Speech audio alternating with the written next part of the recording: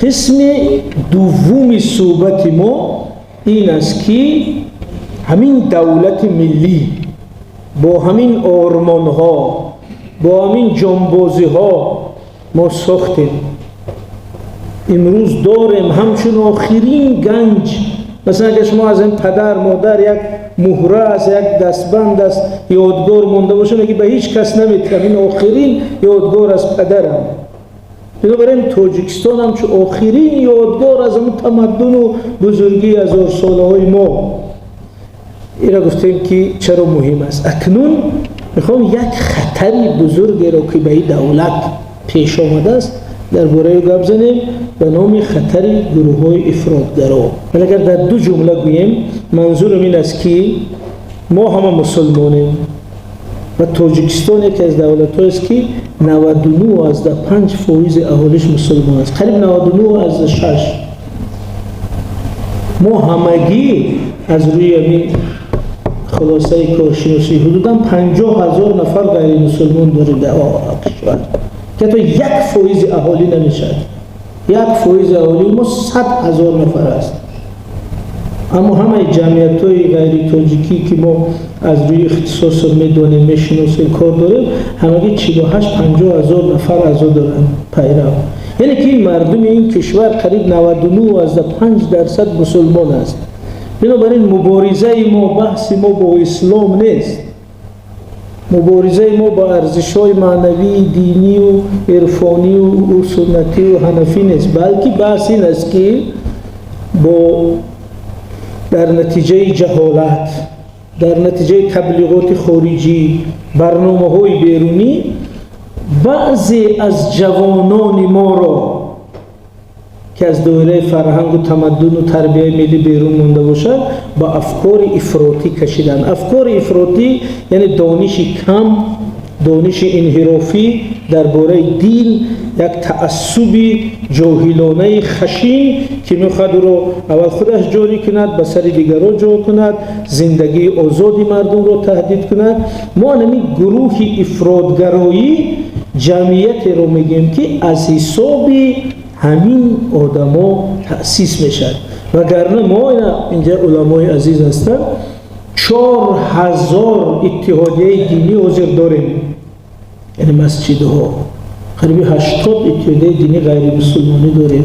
اونا همش آزاد فعالیت دارن چون اینا تشکیلات های دینی هستند. اونا طبق آیین‌نامه شون اما عبادت، تربیت، تعلیم، هدایت اینا در مشغولن. ولی گروه افراطگرای دینی این تشکیلات دینی نیست، این تشکیلات سیاسی، نظامی و ایدئولوژی است که دین رو همچون واسطه رسیدن به قدرت استفاده میکرد. اگر تشکیلات دینی یک هدف تعلیمی، تربیوی، معرفتی داشته باشه برای هدایت انسان، برای تربیت انسان، گروه افراطگرای دینی ماهیت تربیوی هدایتی ندارد، ماهیت ایدئولوژی سیاسی و هدف نهاییش نه تربیت انسان بلکه به دست آوردن قدرت سیاسی است و در نظام نامش می نویسه که هدف تأسیس این دولت، هدف جامعه، هدف. پس ما موضوعمون همین گروه افراطگرایی است، نه تشکیلات دینی. تشکیلات دینی خود دولت به قید میگیره، در دایره نظامش عمل میکند، اینا شروع میکنه. پس همین گروه افراطگرایی دینی چه خطر دارد؟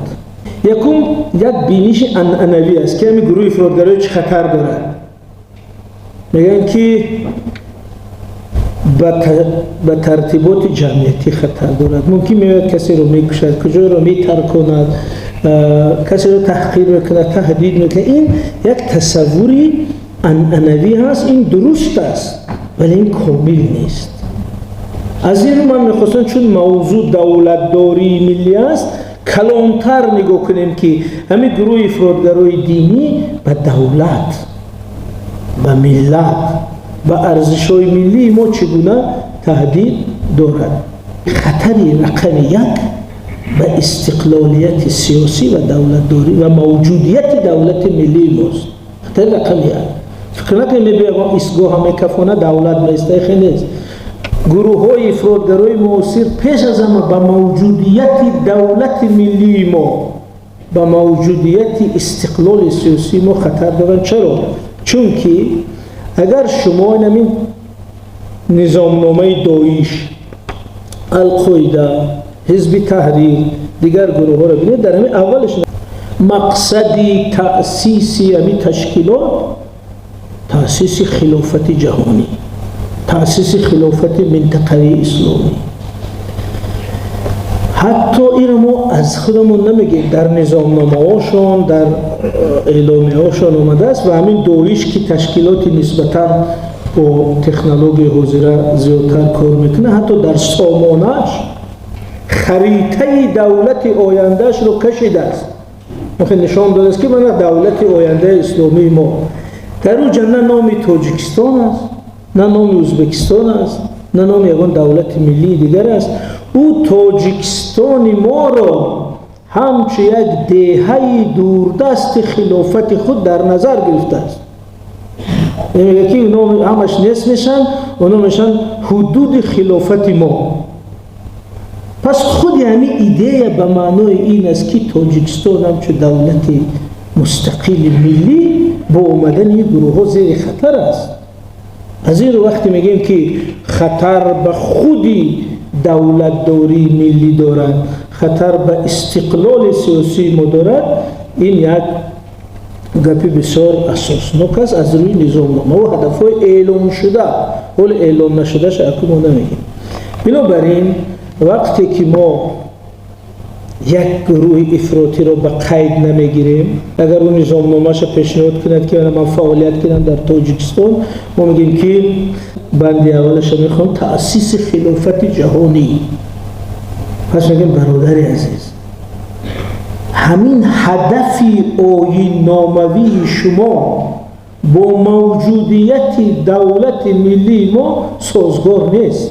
آمدن شما یعنی رفتن این دولت.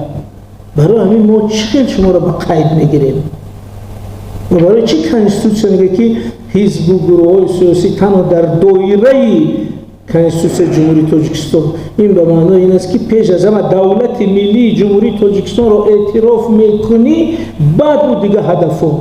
اگر همین بند قبول ندارد، او حقوق موجودیت در حدود تاجیکستان ندارد. از این وقتی ما اینا را منع میکنیم و چند رادیوی خارجی و ایدئولوژی خارجی میگه که آزادی رو محدود کرده، حقوق دینی رو محدود کرده، ما میگیم که ما حقوق دینی رو محدود نکردیم، ما موجودیت دولت منظم خطر حفظ کردیم. اون مردک در آیین‌نامه‌اش روی راست نوشته است که من میبیام شما را از بین میبرم و حرکت رو فعال میکنم و ما به کدام عقل رو به قید میگیریم. از این رو خطر رقم یک، خطری چه است؟ به دولتداری ملی، به موجودیت خود دولتی ما. این را متخصصان میدونند. خطر دوم، تهدید به نظام سیاسی و شکل آزاد زندگی مردمه. اینا نه دولت دنیوی را قبول دارد، نه دولت دموکراتی را قبول دارد، نه حیات آزاده و آسایشته این مردم را قبول دارد و از این رو نشر شدن، پهن شدن تفکر افراطگرایی معاصر، غالب شدن یعنی سقوط این نظام سیاسی دنیوی، از بین رفتن ارزش‌های دموکراتی، پامال شدن حقوق‌ها. و ما میگیم که من این خطری بزرگ این است. در کابل امروز بینید قرار کرده که زن از خانه نبراید، به دانشگاه نرود، به محرم حتی بالنیسه بیمارستان رفتنش ممکن نیست. اینا بینید همین صفی پیش این قدر زنها نشستن. ولی اگر طالب میبود شما در خانه برآمدن، ولی اگر معتدل باشه حداقل میگه که زنها قفاشینه، مردها پیشینه. برای همین زنهای ما اگر این کنستیتوسیون جمهوری تاجیکستان رو در زیر سرشون مانده خواب رو می‌ورزن، هم خیلی نیست؟ چون که در همونجا ماده 17 چی نوشته است؟ زنان و مردم برابر حقوق هستند. این یک اصلی گپ است. شما همونجا زیرش ده به یکون روچکه سوخ خط کشیده مونه، چون که در اونجا زنان و مردم برابر حقوق هستند. کسی حقوق نداره، نه شوهر، نه دوملوی، نه حضرت و فتواتی که این ما مثلا تو کارگر داره میگم تو مرد خیلی معاش 2000 شما زنید معاش 1000 برای این زندان میکنن. یعنی هیچ کس حقوق نداره زن را از نظر حقوق انسانی محدود کنه، چون که ماده 17 گفته است که زنان و مردم برابر حقوق هست. برای همین این گروه ها میان تمام حقوق و آزادی ها رو، ولی زنای کابل ببینید برای دانشگاه گریه میکنن، برای کار، برای بیرون رفتن و از این رو خصوصا همین زنها باید در صف اول مبارزه با تفکر افراطی باشند که است. خب پس این خطر دوم بود. خطر سوم، ولی خطر دوم در یک گپ دیگه گویم که افغانا میروزا در رسانه‌ها یک گپی مشهور دارن، میگن که همین طالبان 20 سال دستاوردهای ما را از بین بردن.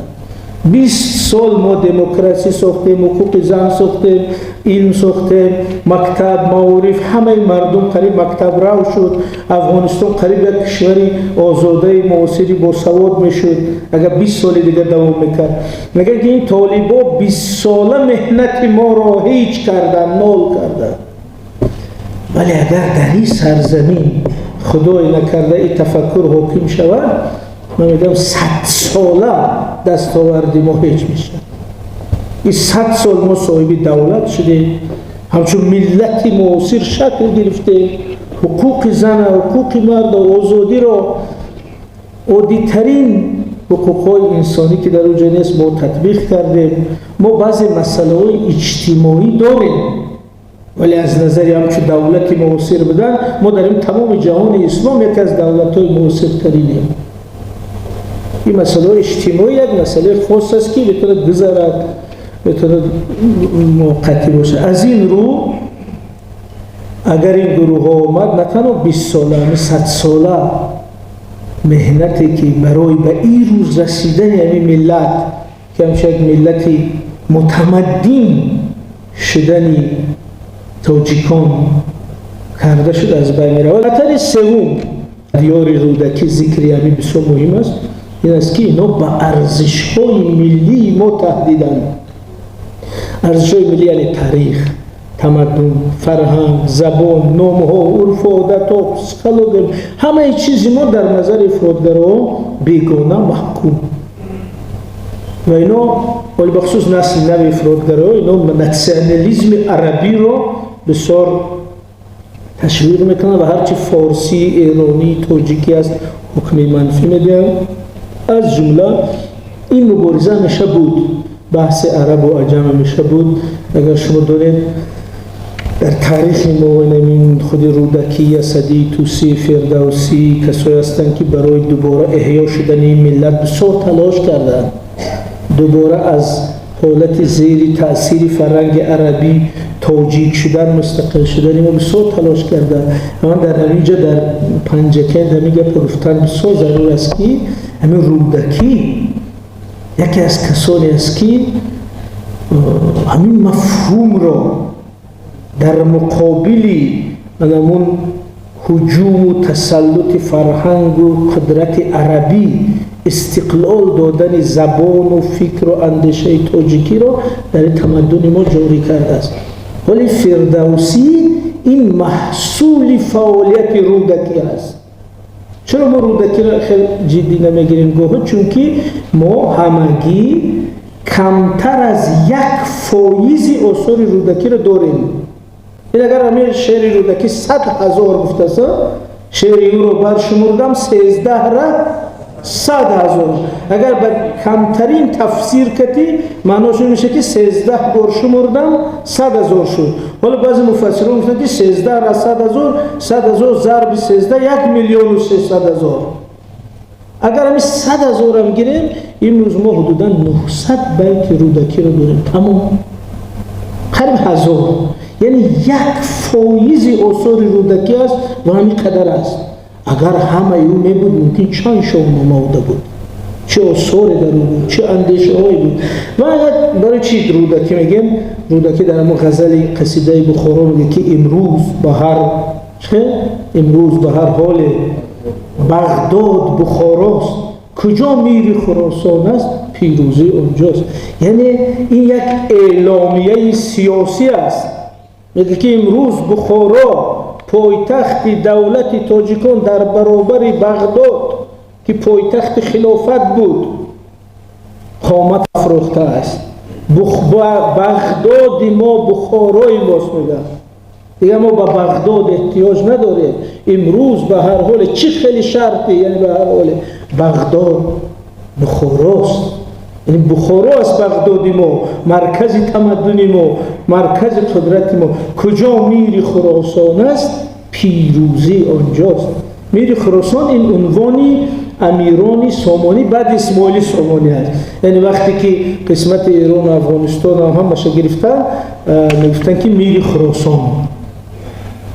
بنابراین میگه که آنجا که میر خراسان است، اونجا دولت ملی ماست، پیروزی آنجاست و بغداد ما از این بعد بخارا است. این یک اعلامیه سیاسی استقلال فکری است. این فقط شعر نیست. از این رو من گفتم که یعنی همین ارزش‌های ما زیر تهدیدن، زیر گروه‌ها میان از فرهنگ ما رو حکم مجوسی میکنن، گذشته ما رو حکم منفی میکنن، میان حتی نام‌های تاجیکی رو مثلا بیدید که سالهای 2000 در همین قسمتی که من اینجا نمیدونم قسمت جنوبی تاجیکستان یک دو وقت فعالیت گروه ها بسیار زیاد شده بود و مردم تبلیغ میکنه که نام‌های تاجیکیت رو عوض کن به عربی. رستم، سهراب، سیاوش نام‌های بچه‌ها، حتی مردم گوسفند کشته، بز کشته، نام تاجیکش عربی کرد. برای کلاب دوشنبه حساب چرا میگه که نامی تو مجوسی است که مکی در اسلام نیست، در حالی که مثلا نام ترکی باشه، اگر مثلا نام باشه تیشه، تبر یا نمیدونم بولتا، این نرمال یا نقص. یکی جمشید، خورشید، رستم باشه، این مجوسی را عوض کن که از ضیافت به دوملا بده. خب بنابراین به نام‌های ما، به رسم و آیین‌های ما، به هستی ملی ما این تهدید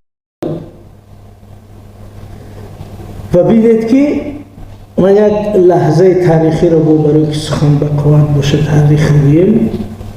امین احمد دانش در رساله یک چیزی عجیب می‌نویسد، میگه که نوروز در بخارا 7 شبانه روز دوام میکرد. 7 روز. این از ما 5 روز تعطیل داده، شما باید یک غیرت دیگه کنن رهبریت 7 روز میشه. خب 7 روز بعد شنبه و یک شنبه علاوه کنیم مدام 7 روز شد نه. خب 7 روز نوروز به در بخارا، که ببینید بخارای عصری 19، چون احمد دانش سال 1897 وفات کرده است، در اصل 19 زندگی کرده. بخارای اصل 19 می‌نویسه که خب بخارایی که امیر، قاضی، مفتی، علمای مدرسه بخارا حاکم، همین یک خاص به اجازت علما و مفتی قاضی نمی جنبید، حتی امیر می ترسید از مفتی علما. ولی در همین شرایط میگه نوروز 7 روز ادامه میکرد و علمای مدرسه بخارا، قاضی، مفتی، رئیس خودشان آمده در نوروزگاه نوروز رو تماشا میکردن. و از اون یک لحظه حجوی داره، میگه که یک روز همین شیرین کاران نقش قاضی رو بازیدن. همین یک موسفید در خر سوار کرده، چپا روش سیاه کرده، حضرت قاضی کلام می درویند، میگه و یک صحنه داره بیاد، قاضی خودش قه میخنده. بسیار عجیب رولی مرا اجرا کرده. یعنی چی؟ یعنی علمای اسلامی بخارا مذهب حنفی با نوروز مخالف نیست. این پیامی همین گپ همین. اینی که امروز آمده است 4 بچه روش میگه نوروز حرام است، نوروز ممکن نیست، از ما نیست، این فتوای حنفی نیست، این از مذهب ما نیست. امام ما عرف ملی را با فرهنگ دینی به هم پیوسته بود. گفتند که اسلام برای نست کردن فرهنگ ملی شما نآمده است، فقط مسئله ایمانی اعتقادی تو با او درست کنه، فرهنگ ملی تو باشه. از این رو من همین اخیراً اگر در اینترنت دیدید یک دوملوی بسیار مشهوری افغانستان ترور کردن، مولوی مجیب الرحمن انصاری کشته شد. انصاری توجیک از هرات با توجیکی بسیار زیبا گپ میزند. مثلا علمایی که مثل انصاری موعظه کردتان در عموما روزی نیست، ولی چی میگوید؟ با زبان توجیکی میگه که نوروز حرام است، نوروز کردن کفر است، کسی که شیرینی میپزه کافر شد، کسی که تبریک میکنه نوروز کافر است، کسی که لباس نو میپوشه در نوروز کافر است. انمیره توجیک گفته استاده است با زبان توجیکی که صاحب نوروز است. چرا خمیده؟ چون مغزش دیگه توجیک نیست، او را در حرکت افرادگرایی میخواه مغزش شست است که خودش در مقابل فرهنگ خودش ایستاده است، دیگه دشمن لازم نیست. برای وقتی میگیم که این حرکت ها با فرهنگ ما، با تمدن ما، با ارزش های ما، با نام های ما تهدید دارد، این یک افسانه نیست. خطر چهارم خطر به معنویت ما، به ادبیات ما، به فرهنگ ما که ماهیت تصوفی عرفانی دارد. چرا خیلی؟ چون که ما گذشتگان ما از این ثانوی سر کرده تا آخر در روحیه عرفانی عشق تا خداوند یک ما راست دیگر اگر من اینجا بیرون اگر نشدم بهتر، ما اسلام را بسیار نرم کردیم، چهره یعنی دین را تمدن فارسی بسیار بشری کرد.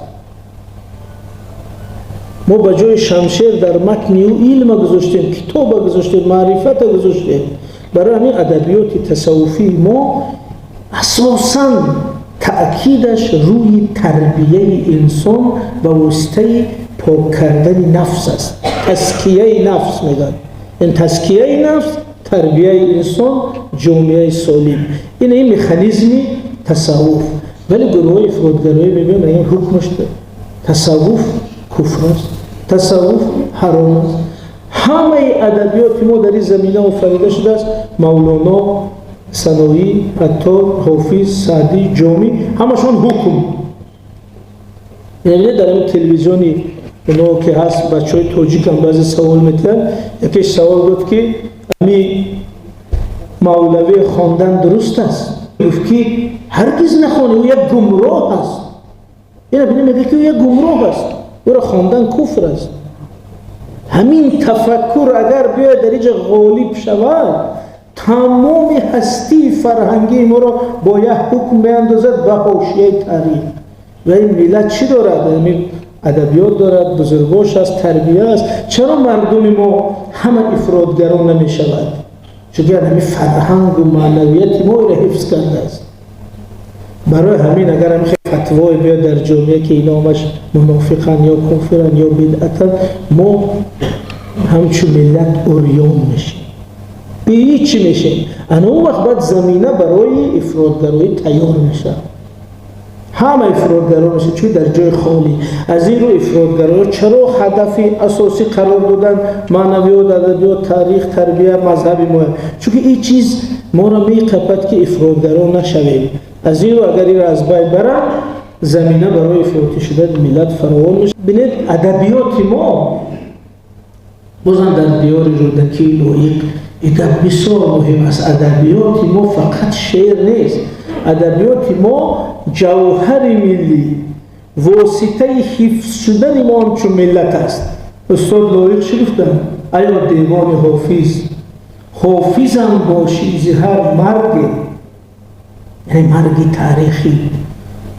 هر وقتی که امپیر عرب میآید، مغول میآید، ترک میآید، روس میآید که ملت هضم کند، با زبان و فرهنگ این حفظ میکند.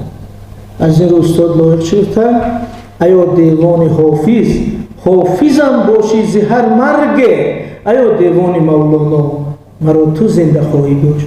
یعنی این یک واسطه بقای ما است. وقتی که با همین زبان و فرهنگ هجوم میشه، گویا که نفس ما رو میکشه، گویا که به گلوی ما دست میبرد. این زبان، ولی برای زبان یک جمله دیگه بگیم که این زبان ما یک نقش دولتی نرم را بازی میکند. استاد بازار صابر چی گفتن؟ روز ناآبادیش تاجیک زبان آباد کرد، در زبانش دولتی به دولتی بنیاد کرد. یعنی وقتی تمام محیط گرفته شد، در داخل زبانش همچون در یک ظرفی محدودی زنده تامین کننده حیات این ملت زنده ماند. در وطنش همچون در زبان همچون در وطن زندگی کرد. تو شعر گلرخسار است میگه شاهنامه وطن است، وطنی بیمرگی. یعنی که وطن گرفتن، زمین گرفتن، تاج گرفتن، تخت گرفتن، چه گفت تاج گم کرد و زبان رو گم نکرد. یعنی همین زبان، همین ادبیات ما رو از مشکلات و نابودی ها رها کرده است. حافظ هم است زهر مرگی همین. پس وقتی که به همین هجوم میکنن، یعنی که به جای اساسی، به جان ما هجوم میکنن. از این رو خطر این گروه ها به فرهنگ ما یا خطر حیاتی هست که او را باید در نظر گرفت. خطر رقم 5 به مذهب ما. به احترام علمای بزرگ که اوجه شدن، من در این موضوع یک دقیقه میگم. ببینید چرا به مذهب ما خطر داره؟ چون که همه گروه های افراطی نو که در زمینه تفکری سلفی افراطی ساخته شدن، مثلا داعش، القاعده دیگر، اینو خودی مذهب قبول نداره، بودن مذهب. همشون که من این مذهب یا این مذهب میگه پس شما مسلمان نیست. دویم مذهب حنفیه که عموما قبول نداره. بنابراین اینا تمام ارزش‌های ما رو که در آمیزش با مذهب حنفی شکل گرفته است انکار میکنه. از این جنازه و نکاح و زندگی عرف عادت ما. از این رو وقتی که اینا میان به مذهب، به ارزش‌های مذهبی تهدید میکنن، جامعه ما با یک شکی بزرگ، با یک اختلافی بزرگ روبرو میشد و این بسیار خطر امنیتی دارد. ما نمیگیم که بین دو گروه اسلامی بحث شود اینش حق است و اینش حق است. دولت مفتی نیست، دولت قاضی نیست که یکی سلفیه حق است یا حنفیه حق است. دولت مسئول تأمین امنیت و ثبات است. برای میگه که در اختلاف شما ناآرامی پیش میاد، وضعیت بر هم میخورد، امنیت به هم میخورد، دولت از بین میره. اینو برای همین مان میکنیم شما را، نه برای از نظر فقهی و شرعی درسته یا نادرسته. اون بحث درون دینی است، اما بحث دولت این است که به امنیت، به خود دولت، به ثبات، به وحدت ملی چه تاثیر دارد. از همین نظر این بحث اونا با مذهب حنفی یک عامل بزرگ نزاع است و در اینجا باید قید کنیم که همین امروز برای تمامی روز حفظ شدن مذهب حنفی نقش دولت بسیار مهم است. این علمای اسلامی ما باید همین دولت امروزه تاجیکستان بسیار سپاسگزار باشند. چرا؟ چون که گروه های افراطی که سالهای 2000 وارد کشور شدن، اونا بازی نیستن. در پشت اینا پولهای کلان، لایه‌های بزرگ، ایدئولوژی بزرگ، تکنولوژی بزرگ، سیاست‌های بزرگ ایستاده است.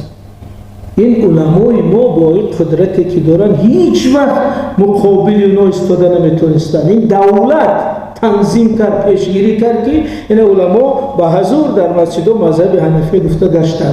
اگر دولت پیشگیری نمیکرد، به نظر من همچون کارشناس در 10 سال نیم علما را جلب میکرد، نیمش از صحنه بیرون میکرد، کدامش که اطاعت نمیکرد ترور میکرد. تمام همین کاری که در دیگه جا کار شده. بنابراین این که مذهب حنفی حفظ شد، این جزء سیاستی رهبریت دولت است. از این رو نقش، یعنی که فضا رو ندادن به دست اونا، فضا رو حفظ کرد دولت، نماند. خب و آخرین خطری که دربارش صحبت میکنیم خطر ژئوپلیتیکی، به این معنا که طور علاقه اشاره کردیم. یعنی شما اگر یک گروهی رو میبینید، افراطگراها در تصویر تلویزیونی یا اینترنت که در گروهی ریشداری مثلا کراسوفکی و سلانسی پوشیدگی و شما خیال که این گروه چیست که ما برای یک دم میزنن؟ این ظاهری قضیه است. در پشت این گروه قدرت ها استادن، ابر قدرت ها، میلیارد ها استادن کشورها ایستاده است که درآمد یک روزش از نفت 1 میلیارد دلار است. 1 میلیون 10 میلیون دلار دادن به این گروه افراطی برای به هیچ است. بنابراین در پشت گروه ها قدرت ها ایستادند، قدرت های منطقوی و جهانی. اکنون وقتی که اینا وارد این کشور می شوند، دستی همون قدرت ها وارد کشور می شود، منفیت همون کشورها وارد کشور می شود. وقتی اینا در سرزمین ما بین خود جنگ میکنن یا بحث میکنن، یعنی اون کشورها در اینجا جنگ میشن و قدرت ها اینا بزرگ است. ولی بسیار روز اینجا اهل زیا و معرفتن. من در دانشجویان خودم یک مثال میارم، میگم که فرضاً شما یک باغچه، یک پالیز زیبا دارید پر از گل، پر از مثلا بادرینگ و پمیدار و کرم خشرو، همش یک سال مهنت کرده، یکی دو برزگاه در همین پالیز شما جنگ میشه، یکی برزگاه سرخ، یکی برزگاه سیاه. اول ما احساسات کردی با هوس طرفدار برزگاه سرخ یا سیاه میشین، کدومش زور زد، یک ساعت تماشا میکنیم، بس صاحباش میاد و را شاخش میگیره میبرد. من نگاه میکنیم که پالیز نیست، ویرانه شده است.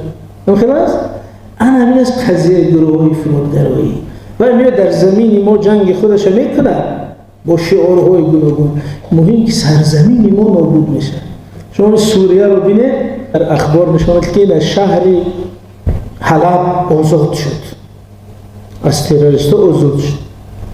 اگر همون نوار رو بینید که نیست شهر حلب، همین ویرانه خاک تو در نشون کنه که شهر حلب آزاد کرده شد. یعنی همین خیلی آزاد میکنن، او شهر نیست، شهر 1000 ساله به خاک یکسان کرده تا آزاد کنن. بنابراین جنگ اونا به میدان جنگ او تبدیل دادن کشور، این نابودی کشور است. از این رو بسیار احتیاط شدن در ترکی، نه خودشان نه خواجگانشان منفعتاش در اینجا بازی نکنند و دولت ما همین سیاست معتدلش نگاه می‌داره. و در جنبه است یک سوالی به ذهن همه جاری که چرا پیوستن به همین گروه خیانت است.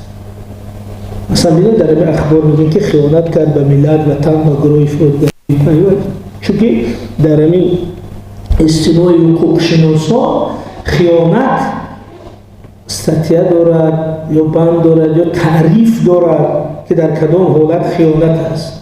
مثلا اینکه اگر اخبار مخفی دولتی رو میفروشد، اگر زمین رو میفروشد، میگه خیانت کرد.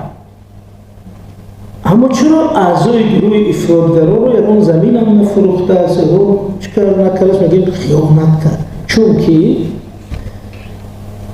همین گروه طور از گفته ماهیتش مشخص، هدفش مشخص، رویشش مشخص.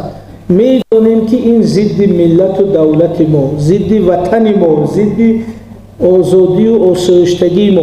وقتی رفته به صف این گروه میپیوندد، یعنی هدفهای او را پذیرفته است، یعنی که با او هم مقصد شده است در ضد دولت و ملت خود. برای همین ما منطقا میگیم این خیانت به وطن و ملت کرده است. این مثلا بعضی همین کسای سالهای 24 چرا میگیم خیانت کرد؟ مثلا میگیم فطرت خیانت کرد، رحیم بایف خیانت کرد. اونا یکون چه نفروختن، بلکه اونا همه خود ملت این کار کرد. اونا گفتن که تاجیک نیست، اینا همه ترک هم. این همون وقتی سخنی او، موقع او باعث بدبختی یک ملت میشه، میگیم به ملت خیانت کرد. اینجا خلاصه منطقی. و اکنون ما چکار کنیم؟ برای حفظ همین دولت ملی، برای حفظ نظام دنیوی دولتداری که کفیل آزادی های ما و کفیل امنیت ما، برای حفظ همین فرهنگ بزرگی که ما را همچون ملت حفظ کرده است، باید هوشیار و فعال باشیم. اول اهمیت دولتداری ملی را درک کنیم، یک وظیفه.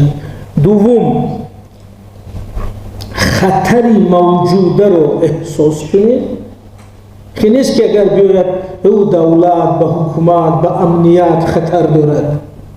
شما دیدید که اهل زیا و فرهنگ افغانستان چخیل گره در سمالیات ها چسبیدن، در هواپیما و حتی در هواپیما چسبیدن که مرا بر از دست طالبا از اسمو غلطیدن. وقتی که دهشت است او دیگه عقلش از کار مونده، در بالون سمالیات چسبیده است که مرا همین جبار تمام.